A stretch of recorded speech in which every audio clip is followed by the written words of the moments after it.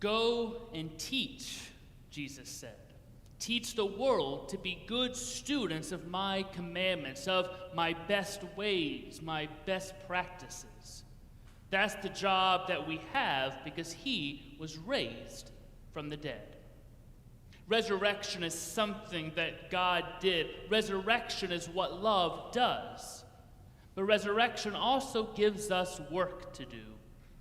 It is noteworthy that Jesus didn't say, "Now that I've been raised from the dead, you can take comfort knowing you too will be resurrected when you die, so sit back, chillax, and watch Netflix." What Jesus said was, "Go and teach them everything I have commanded you." That's what faith looks like after resurrection. It looks like making disciples and teaching them.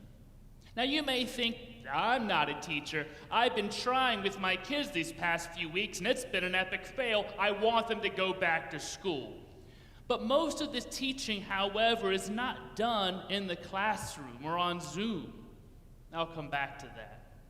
On these Sundays after Easter, we've been talking about faith after resurrection.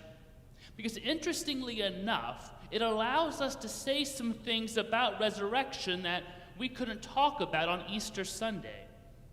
This past Easter was very different for Derry. It was quieter, less crowds, less big and festive and full. It was more of a family day. But the first Easter was not a public day. There were no crowds to witness resurrection. It was a family day. Now, I don't mean egg hunts and picnics. I mean, Jesus only appeared to those who have been with him along the journey, his followers. That can't be an accident. Now, he could have strolled into Pilate's office, I suppose. That would have been interesting. "I'm here to see Governor Pilate, please." "I'm sorry, sir, is the governor expecting you?" "I'm pretty sure he's not." The story would be different if Jesus had gone into Pilate's office and explained to him the realities of resurrection. How would things have gone if Jesus had appeared to the soldiers who, just following orders, were tasked to drive nails into his body? What if Jesus had walked back into the temple, looked the high priest in the eyes, and told him that God had raised him up? Boom, mic drop right there. I can wonder. But Jesus didn't do that. He didn't appear to any of those people. Easter wasn't a public day. He only appeared to those who followed him, which is suppose why we have this other story that Matthew tells in his gospel. The guards reported everything that had happened, or at least they thought they had reported everything. This is not a good day for the guards. They were given a pretty routine job: keep a dead man in the tomb. That's all they had to do. It didn't go well for them. They reported everything that had happened to the priests, who then gave them money to say that the disciples had stolen the body. That's probably what they thought had happened. What other explanation could you give? It's probably what everyone thought happened. They knew his body was no longer in the tomb, but that doesn't mean Jesus is resurrected, does it? Matthew names something so basic and yet so honest. There is more than one narrative on this day. Either love wins and Jesus is alive, love raised him from the grave, or it's a hoax, and his disciples have made up the resurrection. What you do today is shaped by the story you choose to trust. Isn't that always the truth? Which story do you choose to believe? Now, you can watch different news channels and come away with completely different views on what's happening with COVID-19. We know this to be true. You can watch different channels, listen to different people, and you will have a completely different idea of what's happening, what we should do, than your neighbor. I was reading an interesting independent study that asked people questions based on the news channels they watched. On one channel, 39% of people thought that the virus might have been made in a lab in China somewhere as a weapon. Another news channel's viewers, 70% believed that. Same things happening, different narratives. We see it all the time. Around politics or anything else, the story you choose to listen to affects the decisions you make, affect what you believe, and there are often two different versions of the same thing happening. It happened with the whole impeachment trial. Depending on which news channel you watched, you probably came away with a different set of facts, and that then affected how you decided to view things. It's a common phenomenon. Who are you trusting to tell you the truth? Who are you trusting to shape your narrative? Because that affects what you will believe and how you will act.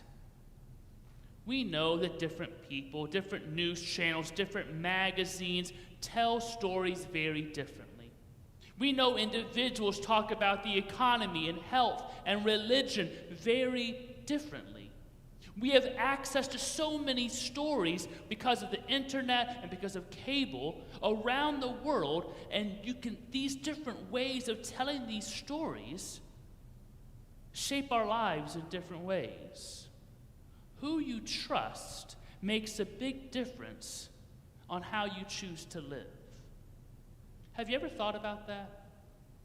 Who are you trusting to tell you the stories of the world?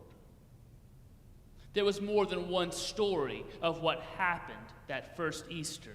If Jesus is dead, then the world hasn't changed. You can make a case for that. Just look around the world. You can make a case that the powers of violence and hatred and selfishness are winning. But if Jesus is alive, then his life is the only thing that is ultimate truth. His commandments, his ways, they matter now as much as they did then. That's the first choice we have to make. And I don't mean to make that sound so black and white, so cut and dry, so yes or no. To choose resurrection is a daily journey, because trusting that Jesus is alive means that everything he commanded us matters now. I think that's why Jesus didn't go to the guards or go to Pilate or to the high priest. He went to his followers because they were the ones who knew what his life commanded. It says the guards went and told everything that had happened, but they couldn't tell everything. They didn't understand everything. And if they knew that Jesus was alive, they still couldn't tell everything that had happened. They might be able to tell us that someone was raised from the dead, but that's not what happened. It wasn't just anyone, it was Jesus who was raised from the dead, which means that everything he commanded to us matters now. That's why Jesus went to his followers. They were the only ones who could tell us what really happened and what really matters now. Now, I hope you don't think this is morbid, but funerals are one of the most meaningful parts of ministries for me. I'm always sad when someone leaves this life, but I rejoice in their resurrection. I can rejoice because of the story I choose to believe about that first Easter, but it's more than that. I learn about people. With every service I do, I learn something interesting, amazing, a new life lesson. Now, through my ministry these past, I don't know how many years, 14 I think now, I've probably done more funerals for people I didn't know than I did know for a variety of reasons. But in order to do that funeral well, the way that person deserved, I have to talk to the people who knew her or him best. I can just get up there and talk about the resurrection. I can just get up there and read an obituary, do the same liturgy every time, but that's not really proclaiming her life, or his life, her death, or his death, his or her resurrection. It's not really doing it justice. I need to know that person. And so I talked to the people who knew them best. That's the only way to really learn. I can read an obituary, but it's not the same as saying, tell me the memory of your father that looking back always makes you laugh.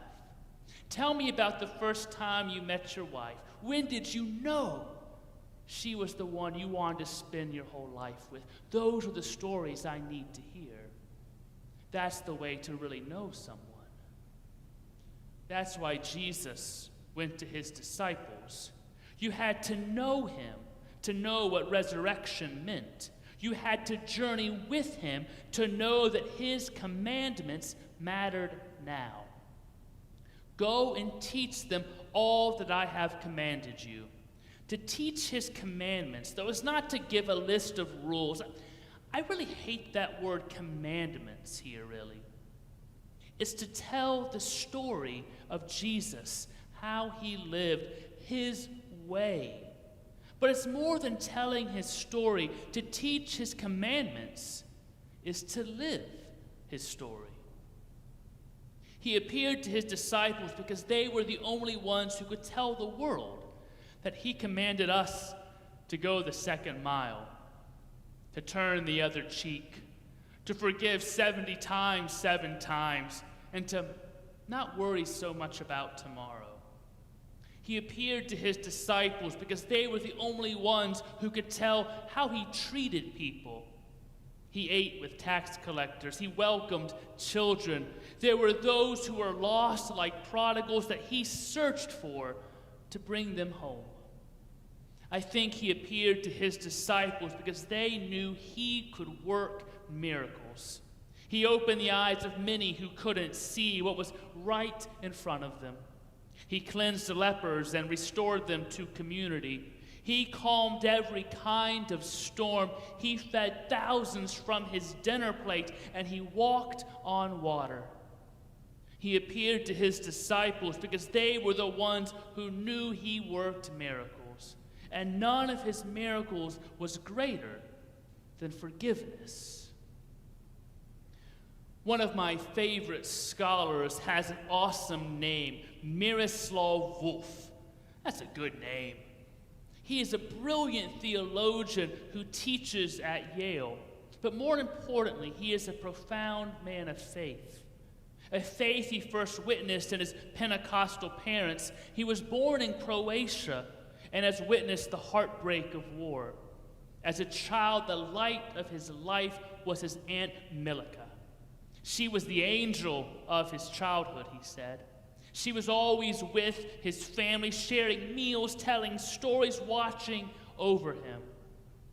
When Miroslav was an infant, a freak accident resulted in the death of Miroslav's older brother, Daniel. Daniel was only 5 years old. His parents suffered the kind of grief that only those who have walked a road like theirs can possibly imagine. There was something about that day, though, that Miroslav never knew until he was an adult. He spent all this time with his aunt, thinking she was the light of his life. She was such an important part of his childhood. He only learned this later. As an adult, he learned that his beloved Aunt Milica was supposed to be watching Daniel the day he died. She had been careless, and he died. When he learned this, he said, "Mother, you never even hinted at blaming Aunt Milica. She should have watched him, and she didn't." "Should I have told you?" his mother replied. Wolf says, "I could teach forgiveness in the classroom, but I learned it was real when I witnessed how Aunt Milica continued to be welcomed and loved in my family." You can teach it in the classroom, but to see it lived, that's a different story. Matthew states the obvious. There are two narratives on Easter. One is that Jesus' followers were lost in their grief or wanted to perpetrate a hoax on the world and they stole his body. The other is that the love of God did what love does, and he is alive. Which narrative you choose determines what matters in your day. We are about to share a meal together, not together, but together.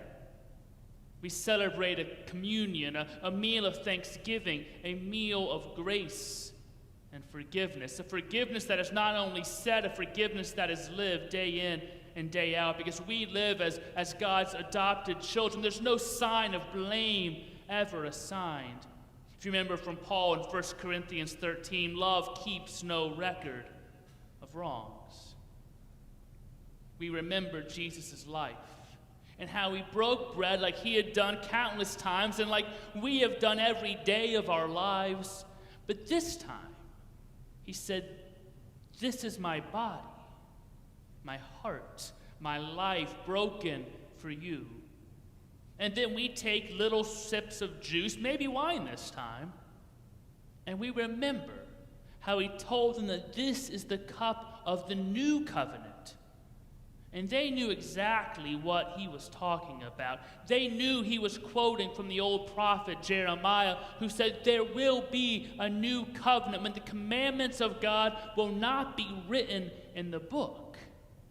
There will be a day, a promised day, when the commandments of God will be written on our hearts.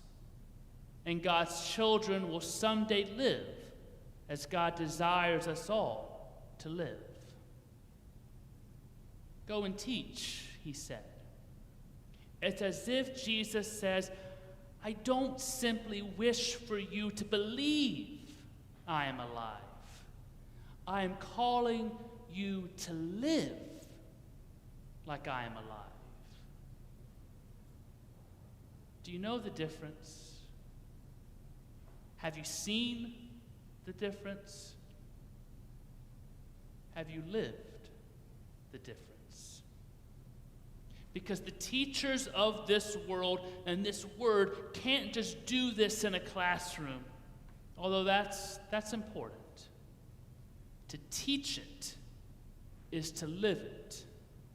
Jesus asks us to teach all the people his ways by living his ways. Resurrection is something that affects our choices every single day.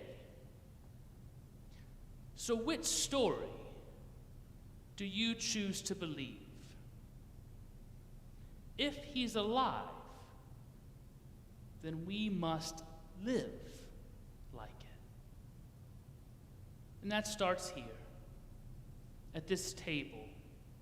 A table where his ways are lived out. His talk of forgiveness is lived out. His talk of sacrifice and service is lived out. He doesn't just say you are forgiven, that I love you.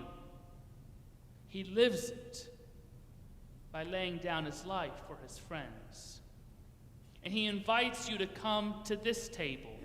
And this table is larger than just this wooden table here. This table is large enough to cover the whole world. It is in your house, in your apartment, in your room, in your office, wherever you are at right now. This table is there with you. And Christ tells you to come and taste and see what forgiveness tastes like when it is lived out. See what love tastes like when it is poured out. To see what Jesus' way is when it is lived out unto death and new life.